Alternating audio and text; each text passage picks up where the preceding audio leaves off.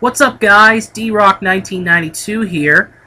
For this next video, I'm going to be reviewing the movie Date Night. Date Night came out in 2010, and the main actors in this movie are Tina Fey and Steve Carell. The Office meets 30 Rock. Steve Carell, of course, a big star of The Office, TV series that just ended last year, and 30 Rock is Tina Fey's show. That show ended last year as well. And just a great combination of those two in one movie, basically. You expect it to be funny, and I will explain more of it afterwards. Also, this movie got a 67% rating on Rotten Tomatoes. But anyway, it's about this couple, Phil and Claire Foster, who are basically middle-aged husband and wife. They are bored with their lives. You know, their lives are the same routine every single day. Claire Foster, played by Tina Fey, is a real estate agent, and Phil, played by Steve Carell, is a tax lawyer. And their lives are pretty boring. They have 3 kids, and just life for them generally is pretty boring. One night when they have some of their friends over, the wife of the friends, or the wife, is played by Kristen Wiig in a small role, and I forget who plays the husband, but or Mark Ruffalo. I think Mark Ruffalo, famous for the Hulk, the Incredible Hulk. He plays the husband. So the husband and wife are divorcing because their marriage, their marriage is pretty much the same thing as Phil and Claire's. Boring.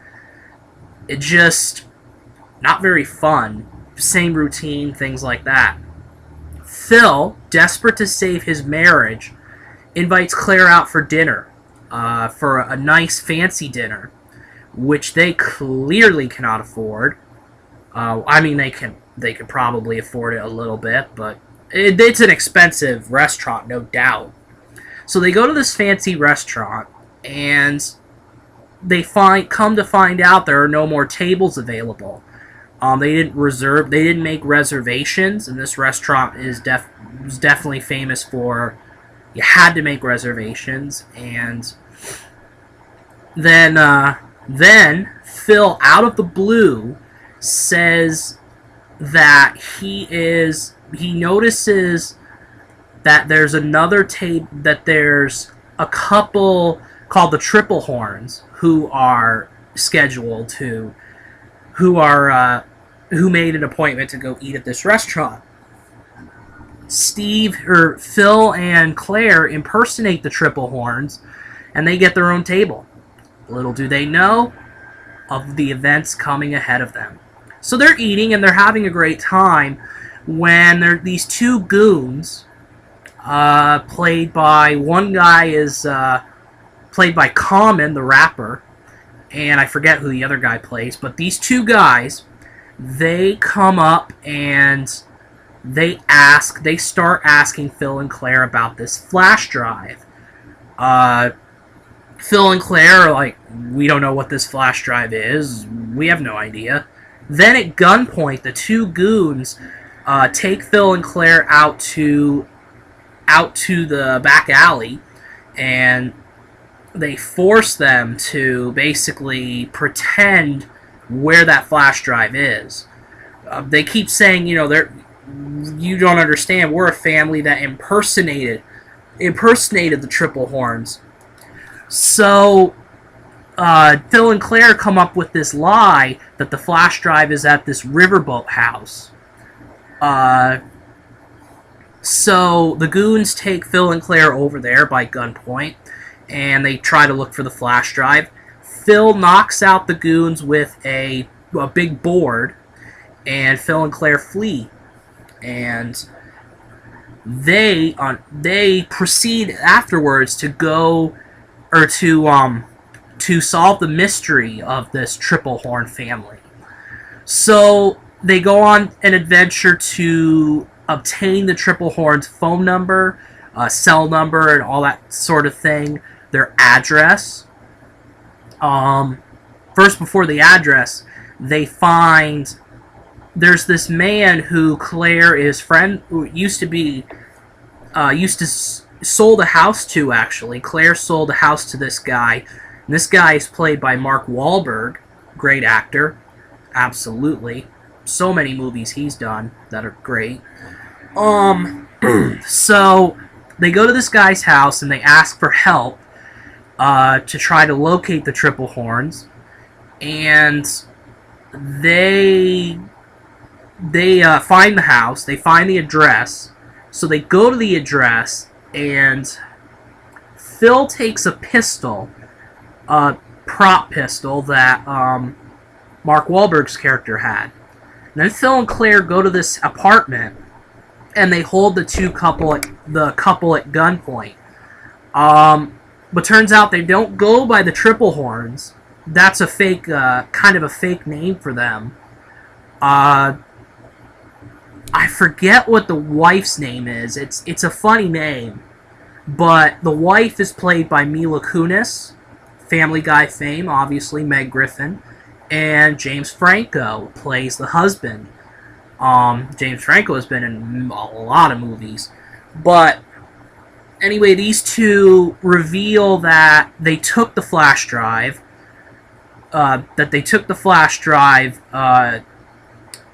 basically, well, yeah, they took the flash drive, and they're on the run, basically. Well, they're hiding out from the two goons, and turns out they don't want to be caught, so they leave their apartment, and they give the flash drive to Phil, and they disappear. Their cameo is up, pretty much. I consider it a cameo, because these two were only in it for 10-15 minutes. But anyway, Phil and Claire get into a chase out with the goons, the two goons, and Phil discovers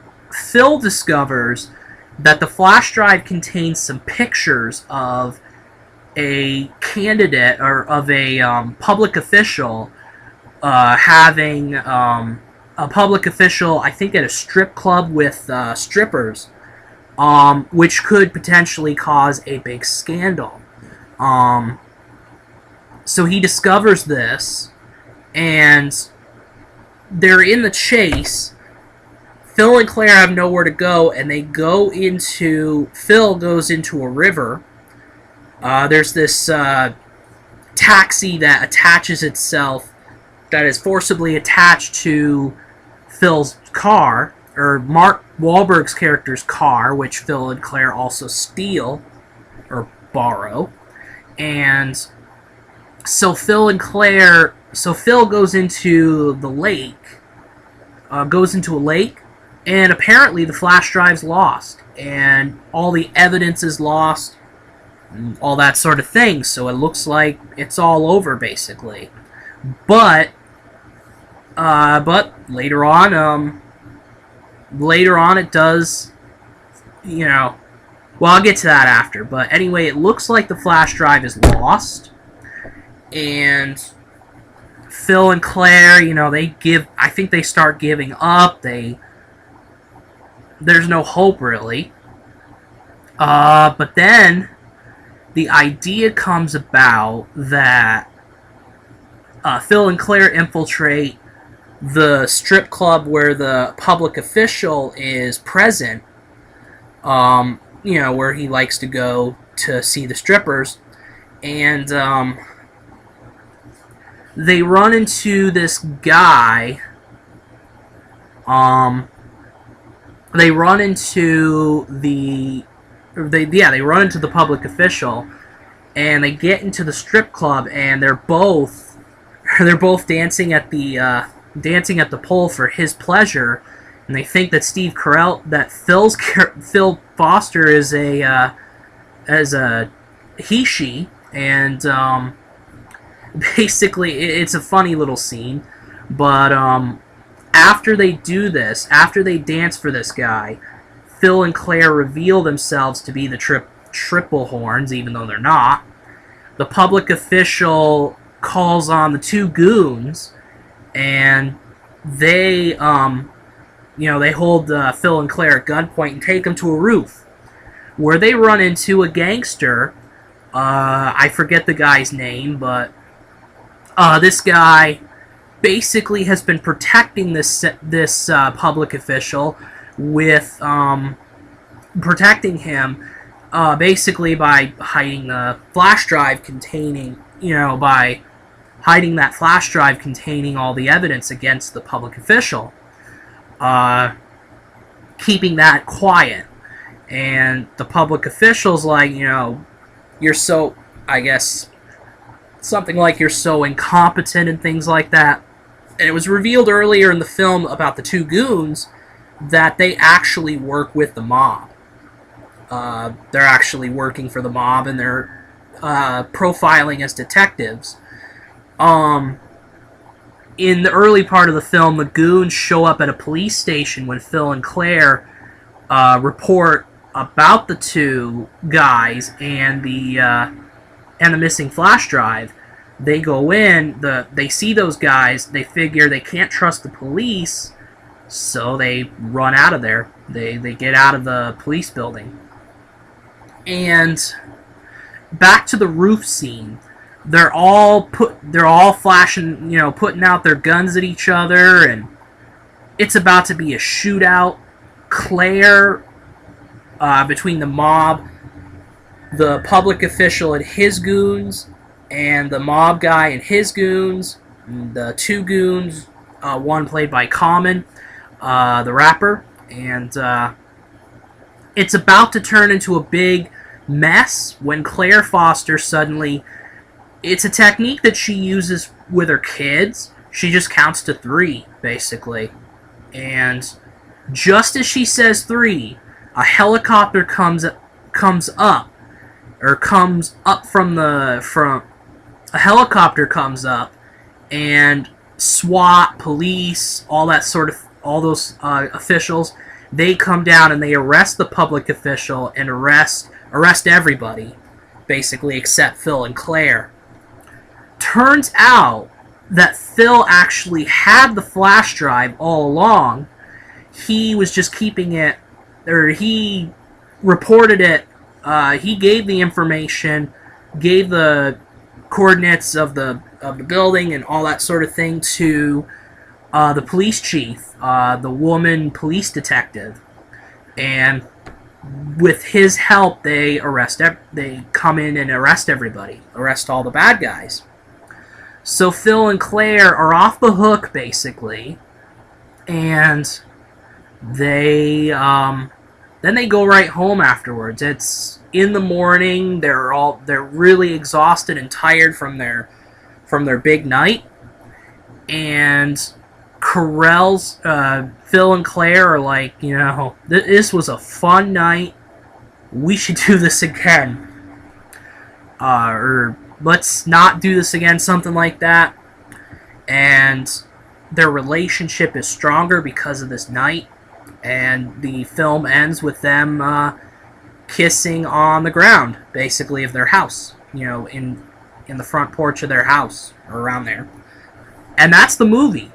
This was definitely a comedy / crime film. That's what they definitely describe it as. Now my review of it, it was a good movie. It was as advertised, pretty much. Steve Carell from The Office and all of his films, Tina Fey from 30 Rock and Saturday Night Live and all her films. This was a good combo. They had great chemistry, these two. It's The Office and 30 Rock meeting with each other. And this was just a really funny film. James Franco and Mila Kunis have a good, funny cameo in the movie. Everybody performed their parts well. And I have to give this movie a 5 out of 5 stars because this was just a great comedy movie that I would watch over and over again. And that is it for my video. D-Rock 1992 out.